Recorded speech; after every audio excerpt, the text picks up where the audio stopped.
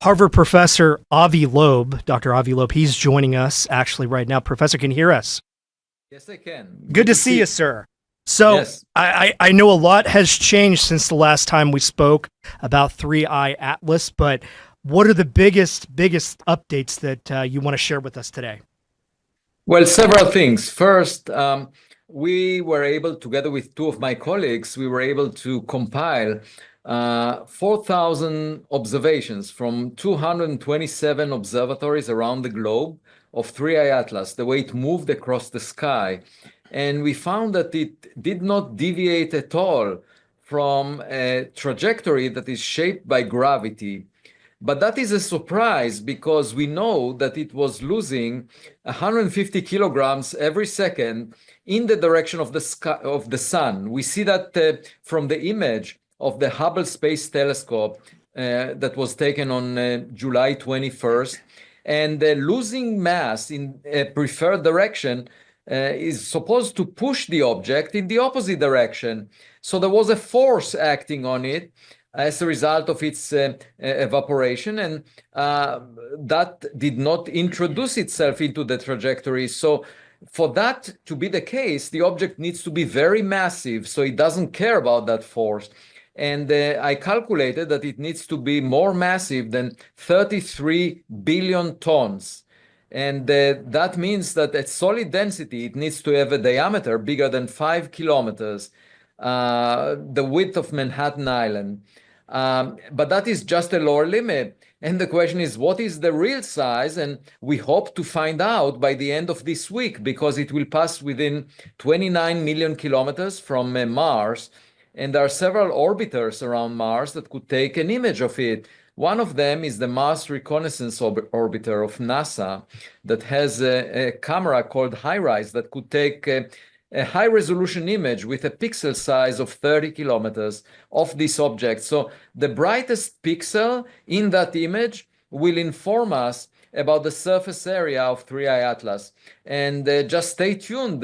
If the bigger it is, the more anomalous it is, because there is not enough material to provide a rock of that size once per decade from interstellar space. We know how much material there is per unit volume out there, and it would be really anomalous the bigger it is.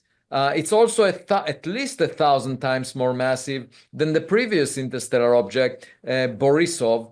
And the question arises as to why didn't we see 1,000 objects the size of Borisov, which was of order twice the size of a football field. Compare that to the size of Manhattan Island. That's what the disparity we're talking about, and that makes 3I Atlas anomalous. Now, in addition to that, there is also a report about nickel around that was shed by 3I Atlas, and without showing any evidence for iron, and that is quite anomalous, because usually nickel and iron come in similar quantities in comets, and the question is why is there mostly nickel? And one possibility is that nickel is much more abundant in industrial production of nickel alloys, and so maybe it is technological. But finally, I should say that I noticed that the direction from where 3I Atlas came is coincident with the direction of a radio signal that was discovered on August 15th, 1977. The person who discovered it wrote "wow" next to the discovery chart, and it's called the WOW signal. It was definitely extraterrestrial. We didn't know where it comes from. And the two directions of 3I Atlas and the signal from 1977 are aligned within 9 degrees. So the chance of that happening at random is 0.6%. And the question arises as to whether 3I Atlas transmitted this WOW signal. And I'm encouraging any radio observatories to check whether there is any radio transmission from 3I Atlas. So far, we haven't had any reports. The other thing that I did was write a letter to the United Nations, encouraging them to establish a committee now that we are in a new era of discovering interstellar objects. The Rubin Observatory that was just inaugurated is expected to find an interstellar object every few months. We need an organization that is international, that looks at outliers, objects that have anomalies, and assesses whether any of them could be a threat to humanity. Any of them might be technological in origin. Such an organization does not exist, and I proposed establishing a committee that would look into that. Wow. There's a lot to unpack. So much. I love the New York Times take on this. This is, we're going to need a bigger telescope, kind of off the Jaws movie line. Professor, just to make sure I'm clear, interstellar means it came from outside the solar system, right? Yes. And once it goes by Mars, is it, I don't know, heading in our direction then, or do we know just yet? No, so during the month of October, so it comes closest to Mars on October 3rd, which is Friday this week, in 2 days. And it will come within 29 million kilometers from Mars, and then it will approach closer to the sun. The closest to the sun time would be October 29th. And then we won't be able to see it throughout the month of October from Earth, because the Earth is on the opposite side of the sun. The sun is in between us and 3I Atlas, and one wonders whether that was for a purpose. The point of closest approach to the sun is usually the best for getting gravitational assist from the sun if the object wants to maneuver. So we won't be able to see it doing any of that. But if it comes on the other side of the sun in a different trajectory, obviously, the stock market will crash, because it would mean that, it's not a rock. But after that, November, it will be visible to us during November. And actually, the closest distance from Earth would be accomplished in December. And then it comes close to Jupiter on March 16th, 2026. And after that, it's supposed to leave the solar system, as long as it will not maneuver. And another question, a related question, is whether, if it's technological, would it release any probes into the solar system that would come close to the planets? And I asked my research team, we have 3 observatories within the Galileo project that we put in Massachusetts, Pennsylvania, and Nevada. And I asked them to monitor the data and see if there's any unusual activity around Earth in the months that follow the closest approach of 3I Atlas. Avi, I want to ask you real quick. We've got a couple of minutes before we go to break, and if you could hang with us for just a little bit longer. Sure. But one of our viewers said that they saw a headline today about the object showing an extreme negative polarization. Yes. What does that mean? Well, in fact, I wrote about it a week ago.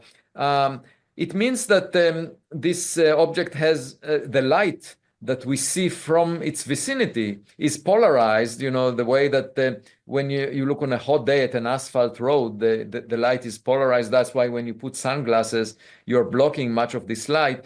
So the question is, why is it so negatively polarized, differently from comets that we have seen before? And one possible reason for that is we noticed in the Hubble image that there is a glow towards the sun, a glow in front of the object towards the sun, not behind the object, the way we see in cometary tails, where you have dust that gets pushed back and it's trailing the object away from the sun. These are the cometary tails that we are used to. But for 3I Atlas, during the months of July and August, we saw a glow that extends towards the sun. It was 10 times longer than it was wide.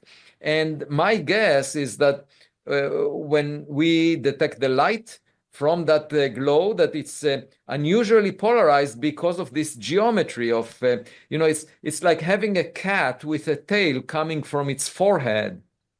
And speaking about that, just think about an animal coming to your backyard at night, and all the people who look at the image say, oh, we see a tail, but you tell them, well, but this tail comes from the forehead. And moreover, the animal, and so they say, well, it's It's probably a street cat, but you say, but the street cat has a tail coming from its rear end.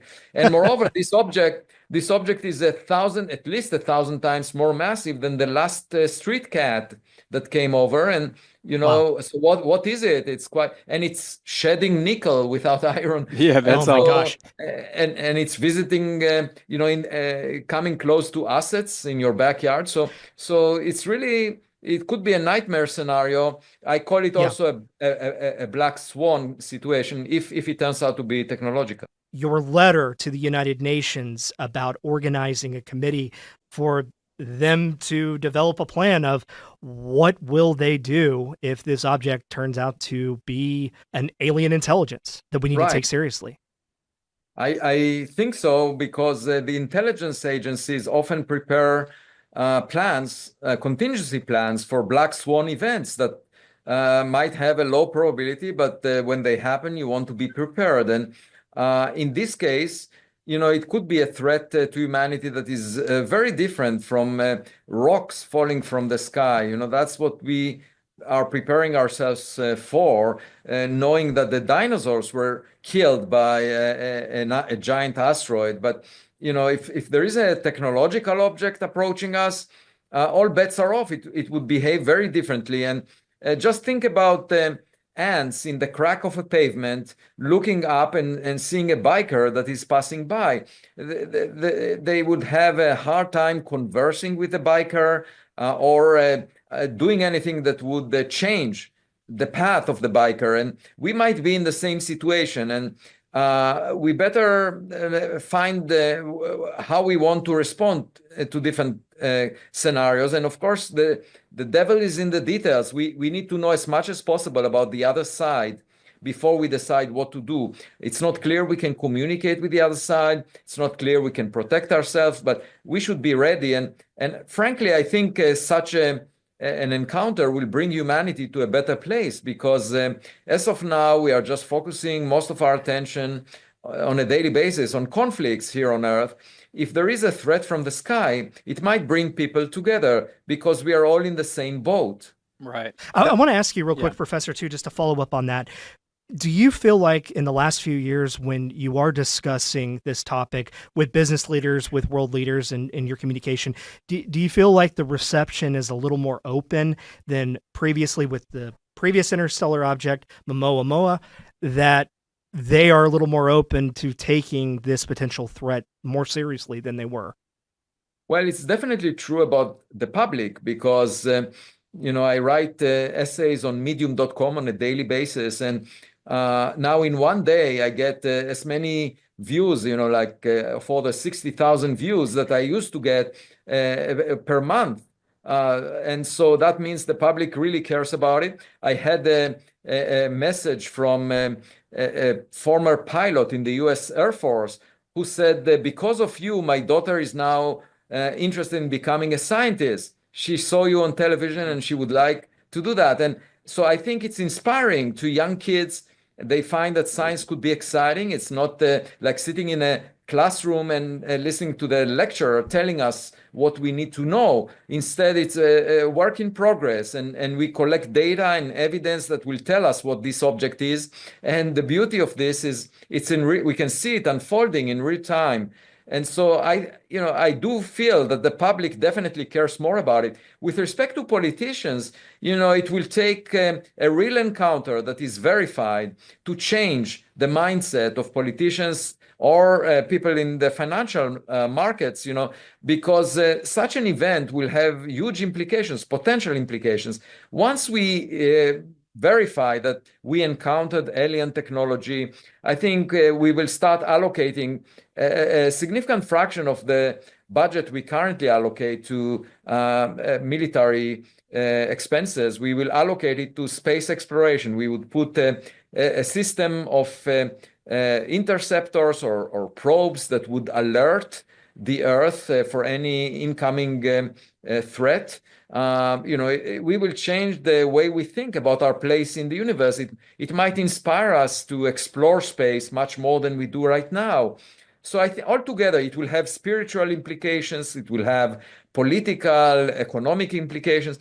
I think it's an extremely important subject, but people will not recognize it. Politicians will not pay attention to it until it actually happens for the first time, and then everything will change. That's how humans are, aren't we? Right. Well, it's too late for me. You inspired me to sell all my 401k and just to start spending it immediately. So thanks for that update. Dr. Loeb, we appreciate your time as always, and Thank you, sir. hopefully we can talk to you again soon. Thanks for having me. Have a great day. Thank you.